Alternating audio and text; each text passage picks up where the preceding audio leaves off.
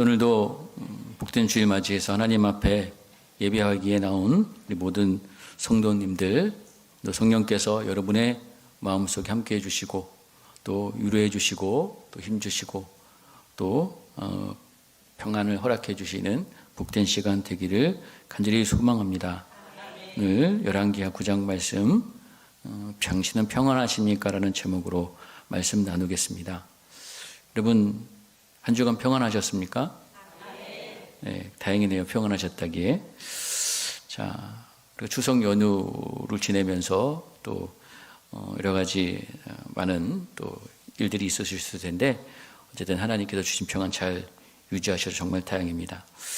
지난 금요일에 그러니까 엄청난 비가 정말 쏟아졌습니다.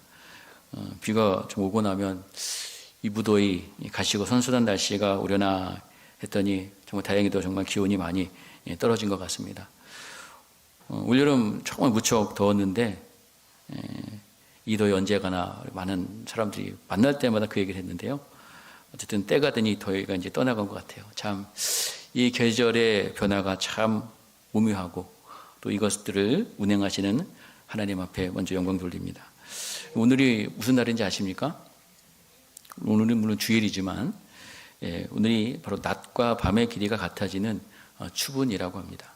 추분. 이 추분은 그러니까 가을의 네 번째 절기라고 하던데요. 이 추분이 되어야지만 정말 가을이 왔구나 느끼기 시작한다고 하더라고요. 그리고 이 추분이 이제 기점으로 인해서 바로 이제 환절기도 시작된다고 합니다.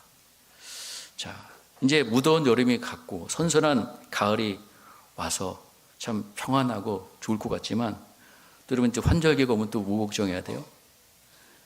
감기 걱정하고 환절기 질병들.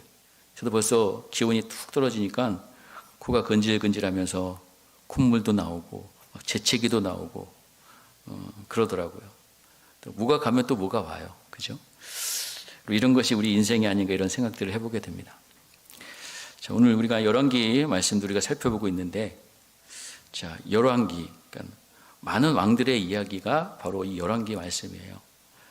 그리고 왕들의 이야기를 하나님께서 이렇게 기록하셔서 하나님의 백성들, 또 저와 여러분이 듣게 하신 분명한 목적이 무엇일까? 다시 한번 말씀드리지만 북이스라엘은 왕이 11명이 있었고 남유다에는 왕이 20명이나 됐습니다. 근데 그 거의 대부분 모든 왕들이 하나님의 평가하실 때에 악한 왕이다라고 말씀하고 있어요. 악한 왕이었습니다. 물론 그 중에 그래도 나은 왕들이 있었죠. 그러나 그들도 좀 완전한 왕은 아닙니다. 우리가 알듯이 다윗도 얼마나 많은 실수를 했습니까? 그럼 다윗이 범죄하여서 그 백성들이 고통받았던 사건들도 성경에 있거든요. 여러분, 이스라엘의 왕들이 왜 세워졌는지 알고 계시나요? 여러분, 출애굽한 이스라엘 백성들이 가나안 땅에 이제 정착하게 되면서 그들이 이제 지내다 보니까 뭔가 자기네 다른 이방 나라들과 비교해 보니까 뭔가 자기네들이 좀 부족한 것 같다는 느낌을 들었겠죠. 그래서 이제 자신들에게도 자신의 민족에게도 뭘 세워달라고 그래요? 왕을 세워달라고 한 거예요. 하나님께서 먼저 하나님의 뜻에 의해서 왕이 세워진 것이 아니라 이스라엘 백성들이 요구로 왕이 세워진 겁니다. 하나님의 뜻이 아니에요. 사람의 의지로 하나님께서 그것을 그냥 허용해 주신 거예요. 그럼 이스라엘 백성들이 왕을 세울 때 하나님께서 그걸 기뻐하셨을까요? 하나님 어떻게 하셨어요? 많이 쉽게 말하면 서운해 하셨어요. 섭섭해 하셨어요. 내가 있는데, 내가 너희들의 왕인데. 자, 그냥 결국에는 그 사람의 의지로 세워진 그 왕, 그 이스라엘 백성들에게 세워진 그 왕의 제도, 결국에는 그것은 여러분 성경은 뭐라고 얘기하고 있느냐? 바로 실패할 수밖에 없다는 거예요. 여러분 세상에 많은 왕들이 있습니다. 그러나 진정한 왕이 누구신가? 바로 성경은 우리에게 그것을 말씀해 주길 원하는 거예요. 바로 하나님이 우리의 참 왕이시다. 유일하신 하나님, 참 왕이신 하나님은 지금 너희들 알라는 겁니다. 이것을 잊고 살았기 때문에 너희들이 망했고 실패했고 지금 너희들 나라 빼앗겨서 망해서 지금 포로로 잡혀온 거야. 자, 이제 너희들 정신 차리고 세상의 왕, 지금 너희들 잡혀온 그 바벨론 왕 두려워하지 말고 그들 섬기지 말고 누구만? 하나님만 왕으로 모시고 섬겨라 라는 말씀을 지금 이스라엘 백성들 하나님께서 이 말씀을 통해서 하고 계신 거예요. 우리에게도 마찬가지입니다. 여러분, 여러분의 인생의 왕이 누구세요? 여러분이 섬기고 여러분이 의지하는 것이 여러분의 왕이 됩니다.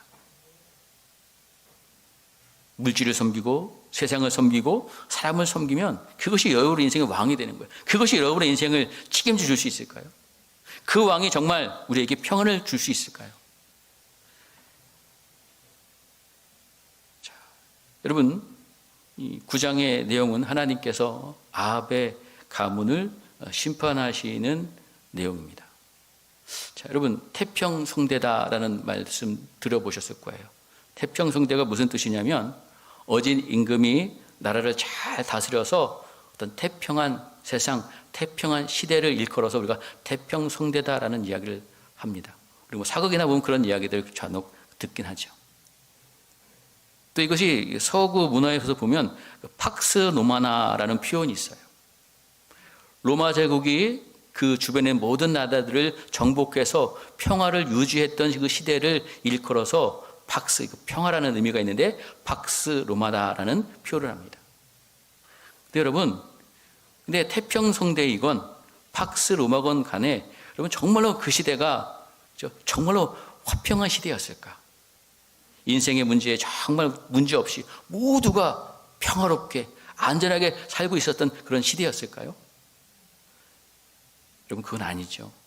여러분, 세상에는 정말 태평한 시대, 화평의 시대, 참된 평안, 참된 화평, 여러분, 그 시대는 우리는 찾을 수 없다는 겁니다.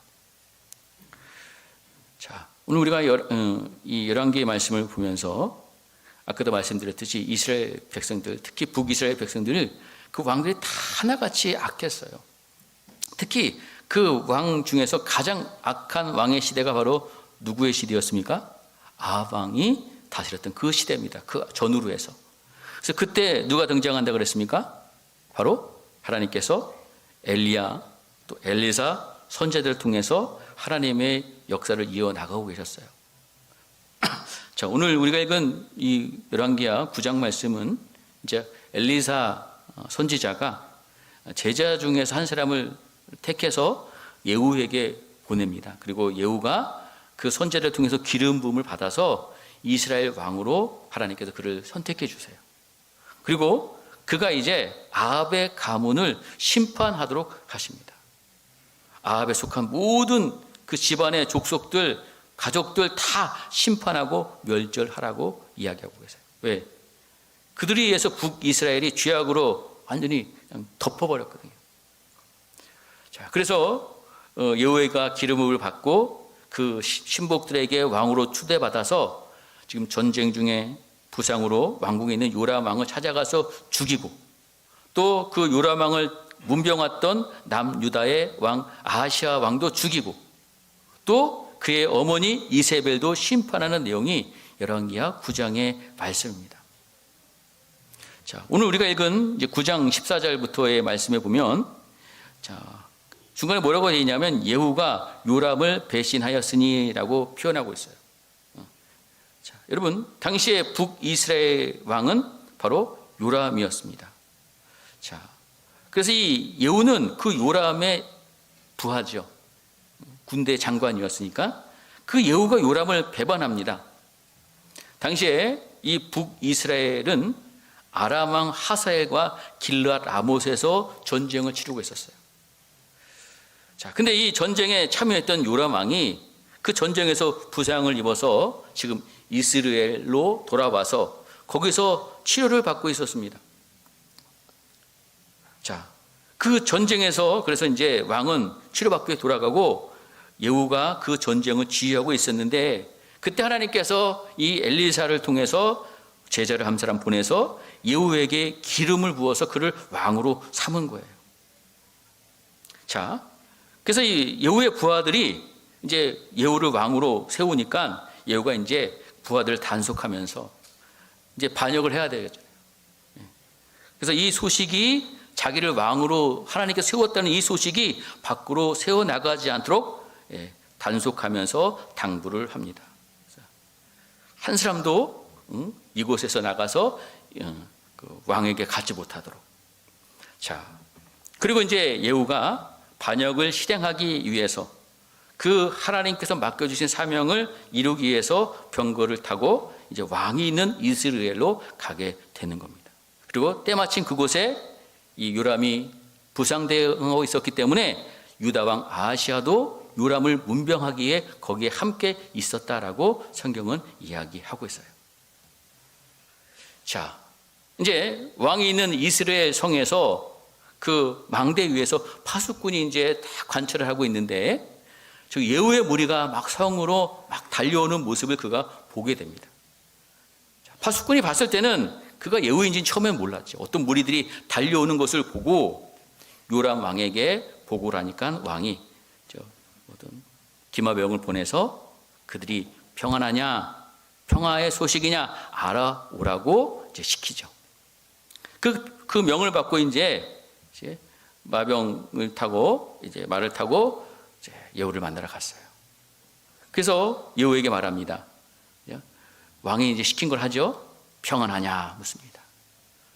평안하냐라고 예후에게 물으니까요. 예후가 뭐라 그래요?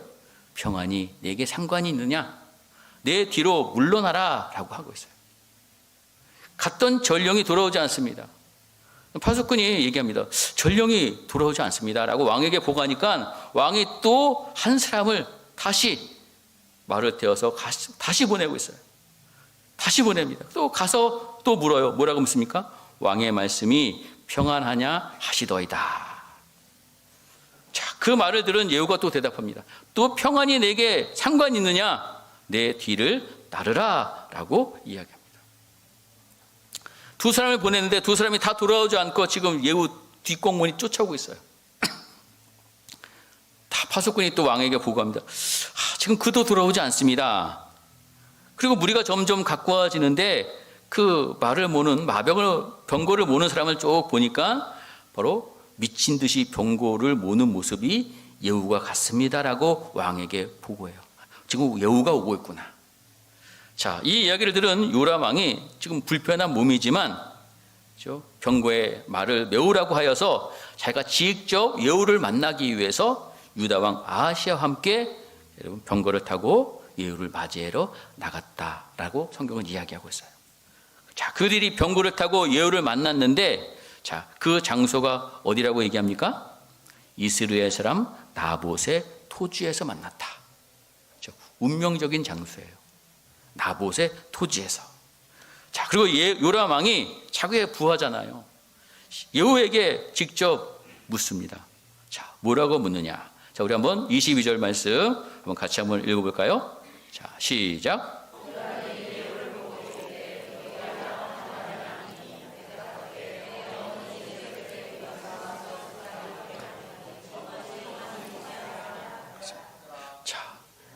예후에게 평안하냐? 그렇죠? 예후에게 평안하냐고 묻는 것은 지금 이 요람 왕은 무엇이 가장 궁금한 소식일까요? 전쟁이 어떻게 됐는지 그 소식이 궁금한 거예요. 전쟁에서 이겼느냐? 이겼다는 소식 듣고 싶겠죠. 그게 평안한 소식일 거라고요. 그래서 전쟁에서 이겼느냐? 좋은 소식이 있느냐? 그 의미를 평안하냐라는 이 질문에 포함시켜서 지금 예후에게 묻고 있습니다. 근데 여러분, 예후가요 전혀 예상하지 못한 대답을 하고 있어요. 왜요? 내 어머니 이세벨의 음행과 술수가 이렇게 많으니 어찌 평안이 있으랴. 너희 어머니 때문에 이 이스라엘 땅이 이렇게 음행과 술수 이렇게 죄악이 많은데 어떻게 평안이 있을 수 있겠느냐 라고 예후가 대답한 거예요. 그제서야 요람이 깨달았죠. 이거 나를 죽여왔구나. 반역이구나. 그래서 돌이켜서 도망을 치면서 아시아 왕에게도 반역입니다 라고 소리를 치고요. 자, 여우가 그 도망치는 요람왕을 향해서 뭐예요? 활로 쏴서 그가 염통을 꿰뚫었더라고요. 가슴이 관통했어요. 그래서 그가 그 병거 가운데 쓰러져 죽는 겁니다. 그래서 여우가 이제 요람을 어디다 버리라 그래요? 나봇의 밭에 던져라 라고 그의 군대 장관 빗갈에게 이제 시킨 거죠. 그 시체를 가져다가 이스라엘 사람 나봇의 밭에 던져라 라고 얘기합니다. 왜 나봇의 밭에 던지라고 했을까요? 이것이 하나님께서 엘리야 선지자를 통해서 예언했던 그 말씀이 지금 실행하고 있는 겁니다. 자, 그리고 나서 우리가 읽지는 않았지만 그 뒤의 내용은 이제 유다 왕 아하시아도 도망치다가 부상을 입고 결국에는 이 유다 왕도 어떻게 돼요? 죽는 거예요. 또 그 다음에 요람 왕의 어머니 이세벨은 궁 밖으로 던져져서 그 궁 밖에 그가 어디로 그 시체가 떨어지게 되냐면 나봇의 이 토지에 그 밭에 떨어지게 되고요. 그 시신을 개들이 그 이세벨의 시체를 먹게 됩니다. 이것도 지금 누구의 말씀대로 이루어지는 거예요? 하나님께서 하신 말씀대로 이루어지고 있는 겁니다. 자, 오늘 우리가 읽은 말씀의 내용이 바로 이 내용이라는 거예요. 자, 여러분, 오늘 말씀의 제목이 뭐였습니까? 당신은 평안하십니까? 여러분, 이 평안. 자, 여러분, 요람이 지금 예후에게 그 사람들을 보낼 때마다 뭘 확인하고 있어요? 평안하냐? 평안하냐? 자기가 직접 가서 평안하냐 묻습니다. 근데 예후는 대답해요. 평안합니다. 평안하지 않습니다. 이것이 아닙니다. 내 어머니의 음행과 술수가 이렇게 많은데 이 땅 이렇게 가득한데 이렇게 죄가 꽉 찼는데 어떻게 평안할 수가 있느냐? 여러분, 전쟁에 이긴다고 정말 이스라엘이 참 평안이 임할까요? 좋은 소식 들었다고 여러분 참 평안이 이루어질까요? 오늘 성경은 예후를 통해서 우리에게 진정한 참 평안이 무엇인지 지금 말씀해 주고 있어요. 이스라엘이 가득한 죄악이 없어야지만 평안이 임한다는 겁니다. 지금 이세벨 이 한 사람 때문에, 이 아합의 아내 이 한 사람 때문에 하나님 백성의 땅 이스라엘에 죄가 아주 그냥 우상 숭배가 아주 파도처럼 덮쳐버렸어요. 여러분, 아합과 이세벨이 부부의 연을 맺는 바람에 이 부부는 바알을 섬기는 부부가 됩니다. 바알을 섬기는 가정이 됩니다. 바알을 섬기는 나라가 됩니다. 더 나아가 이웃 나라까지 영향을 미치게 되었다는 거예요. 여러분, 우리 하나님은 얼마나 오래 참고 기다리시는 하나님이십니까?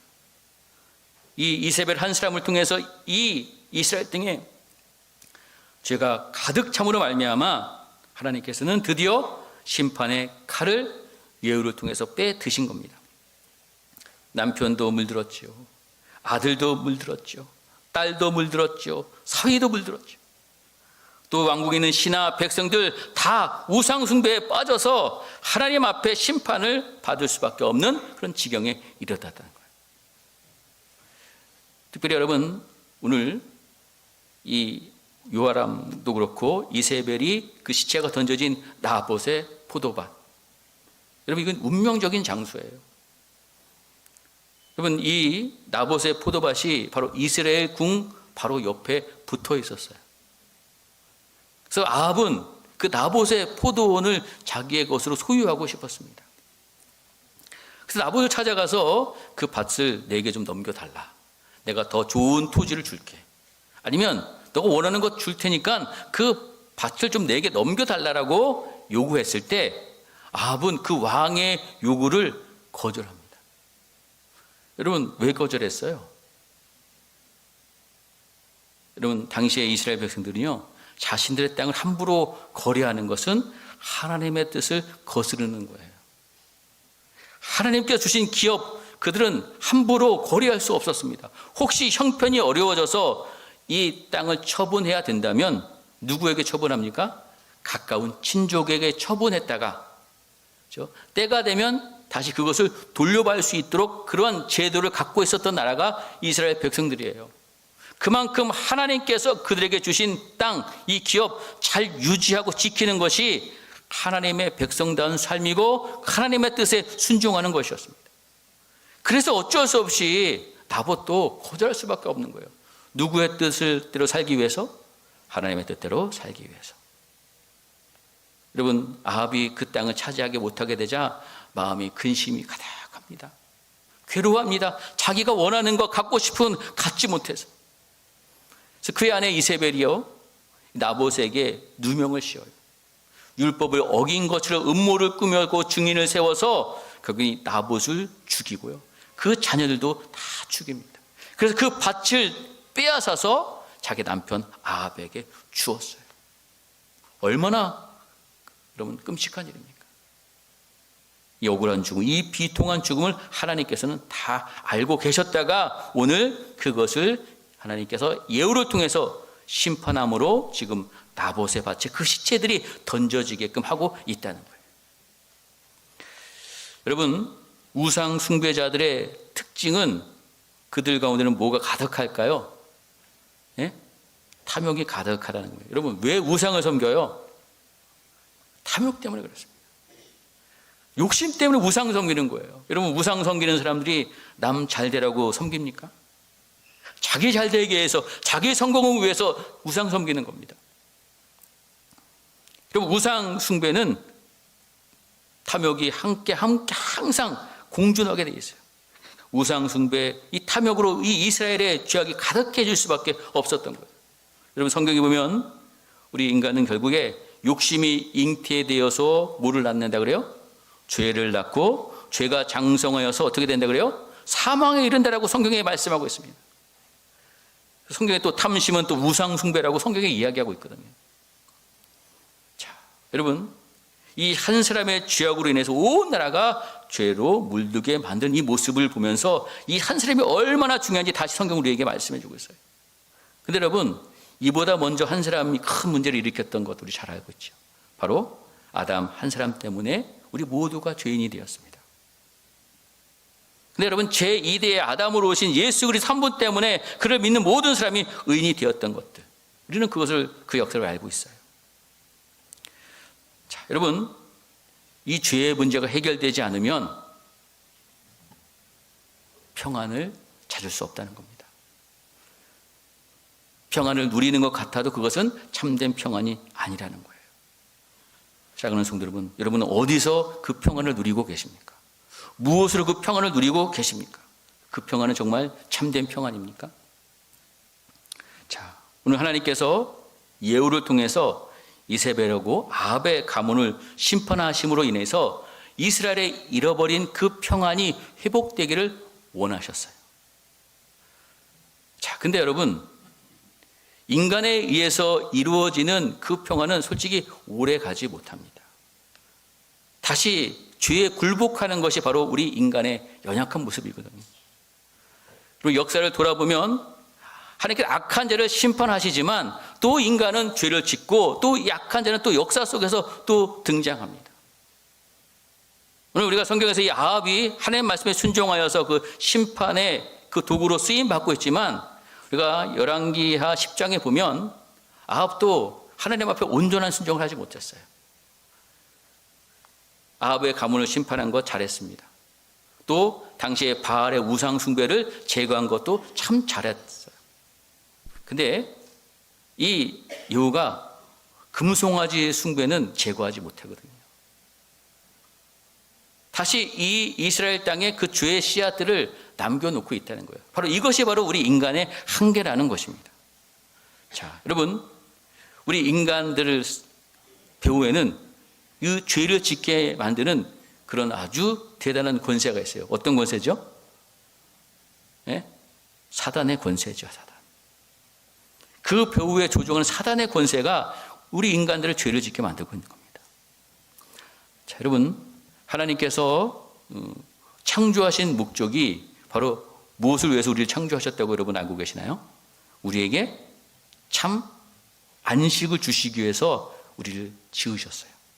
천지 창조의 목적이 참 안식입니다. 참 평안을 주시려고 하나님께서 세상을 창조하셨고 우리 인간들을, 우리 사람을 지으셨어요. 근데 여러분, 이 아담과 하와가 범죄함으로 인해서 이 권세를, 이 평안을 빼앗기게 되는 거예요. 여러분, 하나님께서 아담과 하와를 하나님의 형상으로 지으셔서 너희들 이 땅을 어떻게 해요? 잘 다스려라, 충만해라, 번성해라, 그 권세를 주셨어요. 근데 여러분, 이 권세를 이 아담과 하와가 누구한테 뺏겨요? 누구한테 뺏겼어요? 여러분, 사단 마귀에게 뺏겼잖아요. 마귀의 속임수에 넘어가서 마귀에게 복종하려고 말미암아 그들이 그 권세를 빼앗김과 동시에 안식도 잃어버리고 에덴 동산에서 쫓겨났어요. 평안도 잃어버리게 되는 겁니다. 그러면 이 안식을, 이 평안을 우리가 찾기 위해서는 마귀에게 빼앗겼던 그 권세를 되찾아야 돼요. 여러분, 그것을 우리가 어떻게 되찾아요? 무슨 힘으로? 무슨 능력으로? 자, 여러분, 요한복음 12장 31절에 보면은 이제 이 세상에 대한 심판이 이르렀으니 이 세상의 임금이 쫓겨나리라라는 말씀이 있거든요. 여러분, 거기서 세상 임금이 쫓겨난다라는 이 세상 임금이 누구를 말하는 걸까요? 예? 누구예요? 사단을 얘기하는 겁니다. 여러분, 왜 마귀가, 왜 이 사단이 세상 임금이 되었냐고요? 바로 누가 빼앗겼어요? 아담과 하와가 빼앗겼어요. 세상 임금이, 마귀가 이 세상을 다스리다 보니까 여러분, 평안이 있을 수 없는 거예요. 아합과 같은 왕, 요람과 같은 왕이 다스리니까 평안이 없는 것처럼 그 위에는 이 사단의 권세가 있어서 평안을 누릴 수가 없는 겁니다. 세상 임금, 마귀가 다스리는 세상엔 참 평안이 없어요. 이 권세를 되찾아와야 돼요. 여기서 뺏어와야 돼요. 근데 그걸 누가 하냐 이거죠. 그럼 그걸 누가 해야 돼요? 제가 할까요? 그럼 그것을 위해서 누가 오신 거예요? 예수 그리스도께서 이 땅에 오신 거예요. 여러분, 예수님은 그래서 평강의 왕이십니다. 이사야 9장 6절 말씀인데요. 같이 한번 읽어볼까요? 시작.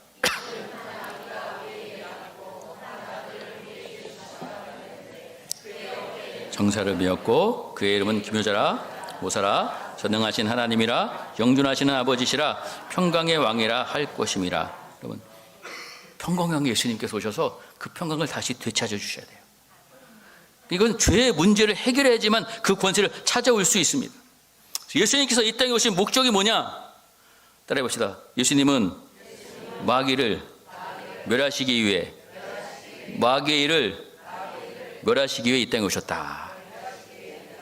그리고 히브리서 2장 14절 말씀입니다. 우리 한번 같이 읽을게요. 시작. 자녀들은 혈과 육에 속하였음에 그도 또한 같은 모양으로 혈과 육을 함께 지니심은 죽음을 통하여 죽음의 세력을 잡은 자 곧 마귀를 멸하며. 요한 1서 3장 8절에도 같이 한번 읽을게요. 시작. 죄를 짓는 자는 마귀에게 속하나니 마귀는 처음부터 범죄함이라. 하나님의 아들이 나타나신 것은 마귀의 일을 멸하려 하심이라. 아멘. 마귀의 일을 멸하시기 위해서.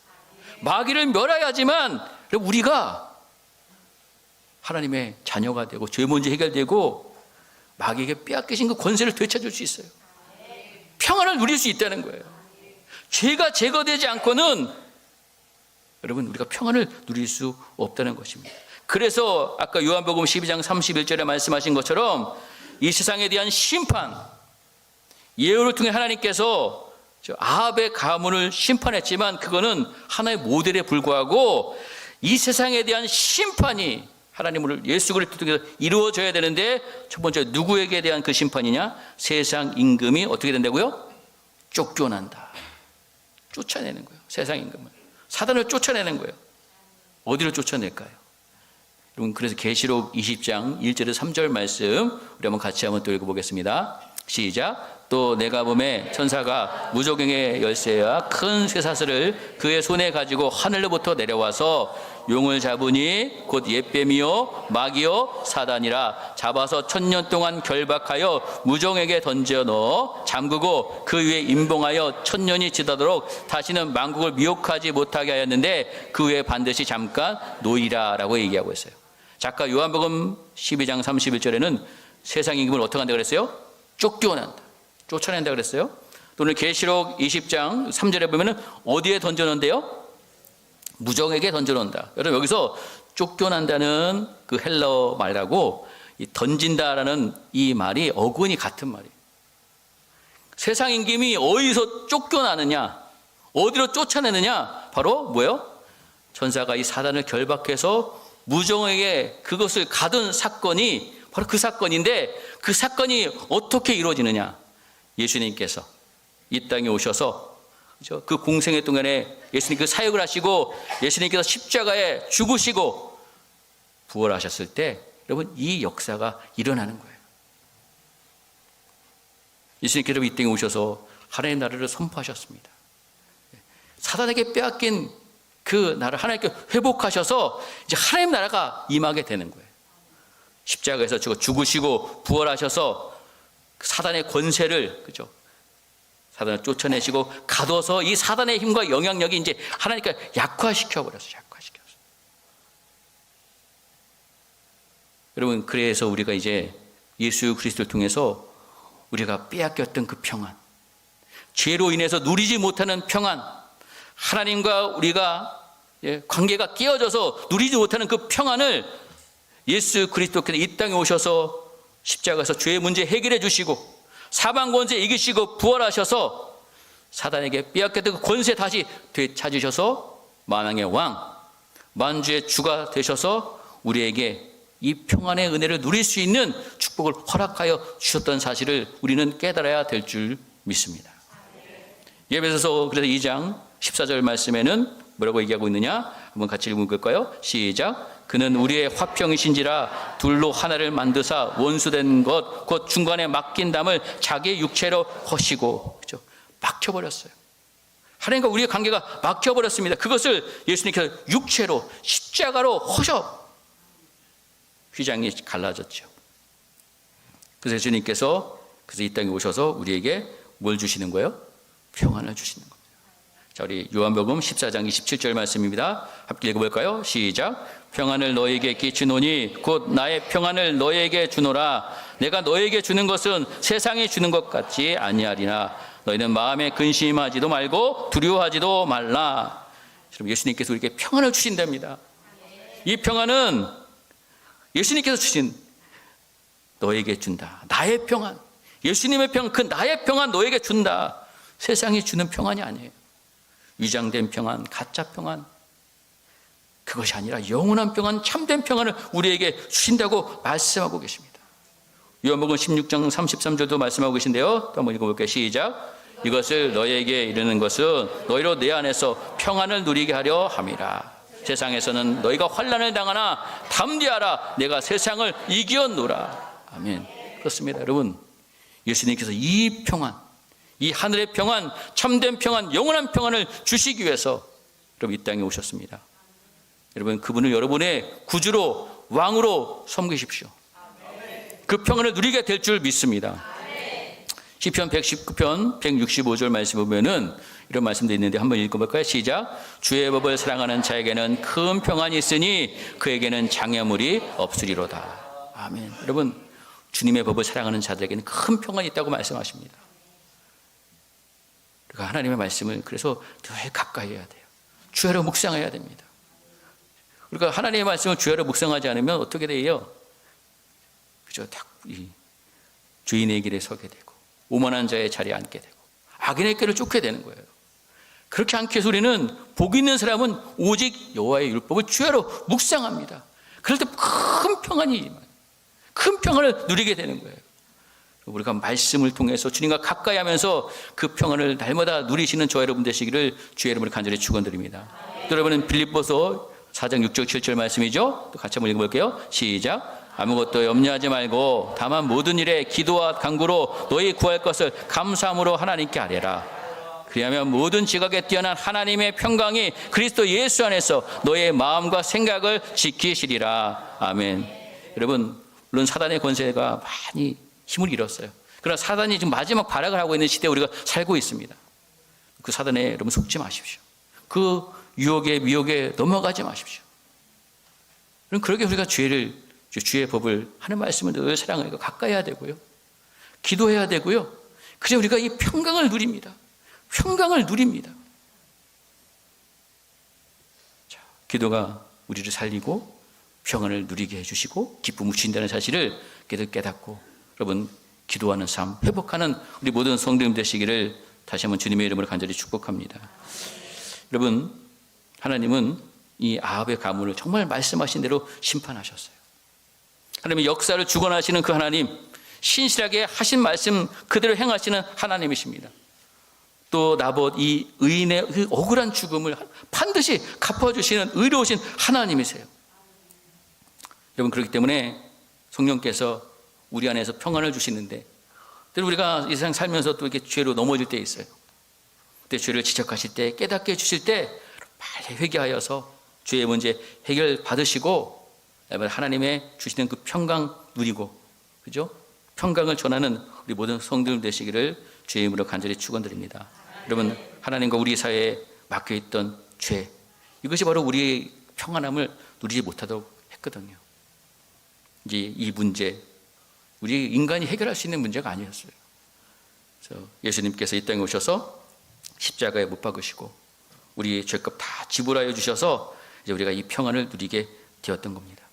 자, 여러분, 오늘 그 일을 이루신 주님, 마귀를 멸하시고 우리의 왕으로 쓰신 우리 예수님, 그 예수님을 잘 믿고 의지할 때에 성령께서 날마다 우리에게 평안을 주실 줄 믿습니다. 세상이 줄 수 없는 참 평안입니다. 우리 주님이 허락하시는 이 평안, 여러분 계속 잘 누리고 유지하며 살아가야 될 줄 믿습니다. 그럼 그것이 바로 성령 충만이에요. 그것이 바로 말씀 충만입니다. 그러면 사단이 이것을 빼앗기고 나서 지금 막 발버둥 치고 있어요. 여러분, 이전에 우리가 졌지만 우리가 지금은 질 이유가 없어요. 이길 이유만 남아 있습니다. 왜? 평강의 왕이신 주님이 저와 여러분과 함께 하시기 때문인 줄 믿습니다. 혹시 넘어지고 실수하더라도요, 빨리 미루지 말고 회개하시고, 그렇죠?